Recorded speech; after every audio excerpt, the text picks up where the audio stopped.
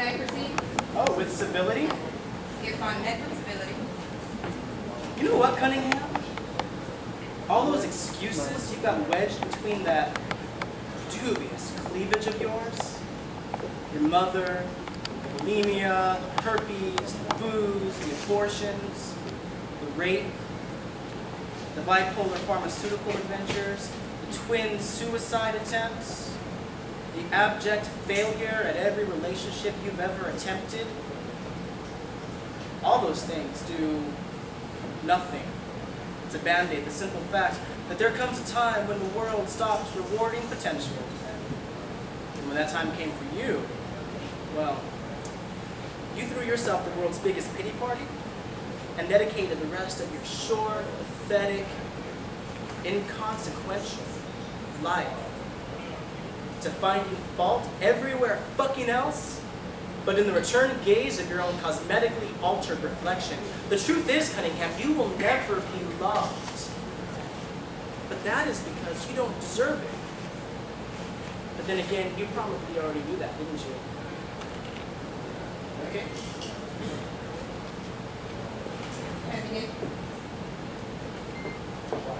Mr. Satan, you have a long-standing feud with God, correct? Oh, no, I love God.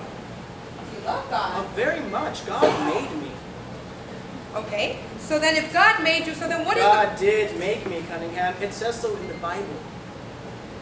I know about the Bible, Mr. Satan. It also states in the Bible, in Matthew, I believe it states, a good tree cannot bear bad fruit, correct? Correct. Then are you telling us that you are good, or are you telling us that you are bad? Well, I would never say that I, or God, is bad.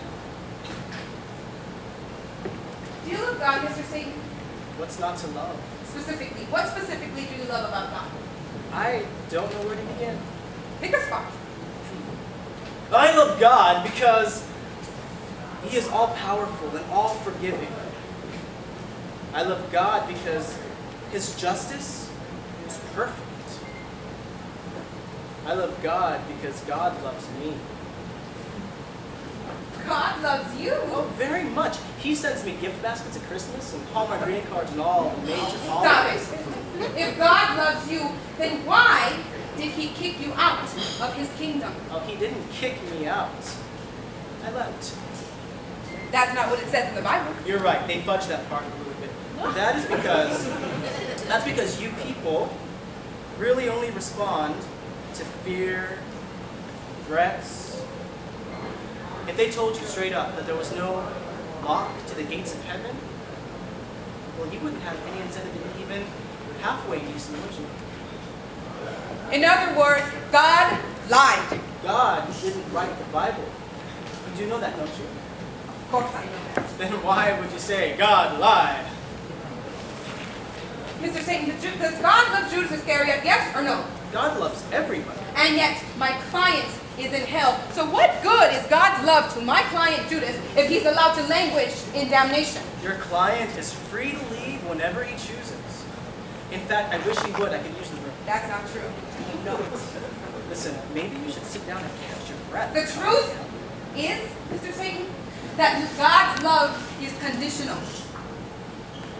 You failed to meet His condition and He threw you in the trash. Judas failed and he's in a catatonic stupor. Your client succumbed to despair. Yes!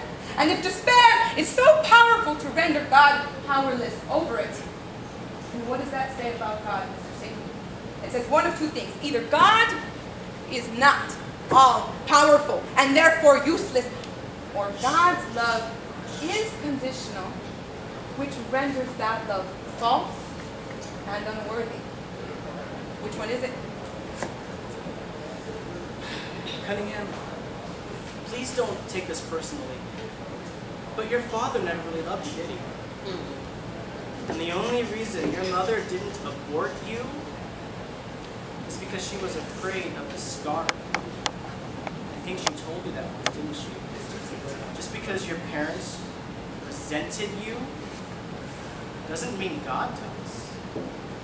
I asked you a direct question. I'm ordering of you a direct answer. The direct answer is that you are completely wrong. Is God powerless or is He spiteful? I